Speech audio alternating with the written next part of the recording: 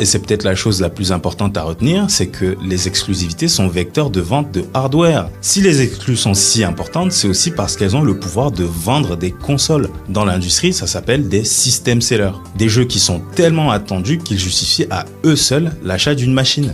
Nintendo est sans doute le meilleur exemple. En 2017, la Switch sort accompagnée de Zelda Breath of the Wild. Résultat, le jeu devient immédiatement un phénomène mondial, s'écoulant à plus de 30 millions d'exemplaires, et ce succès a directement propulsé les ventes de la Switch, qui, on le rappelle, a dépassé les 125 millions d'unités à ce jour. On a également parlé de Mario Kart World, qui parle pour lui-même avec la Switch 2. Chez PlayStation, même logique. Spider-Man en 2018, exclusif à la PS4, s'est vendu à plus de 20 millions d'exemplaires. Beaucoup de joueurs ont acheté la console uniquement pour incarner l'homme araignée. Et plus récemment, God of War Ragnarok 2 a eu un effet similaire pour la PS5, aidant à booster ses ventes en début de cycle. Xbox aussi a connu ses system sellers, on en a parlé. Halo 3, qui réalise l'un des plus gros lancements de l'histoire avec plus de 8 millions de ventes la première année. À l'époque, c'était beaucoup. Et on voyait des files d'attente qui se formaient dans le monde entier pour aller acheter à la fois le jeu et la console qui allait avec. En clair, certaines exclus ne sont pas seulement des succès critiques ou commerciaux. Elles sont directement responsables du succès d'une console entière.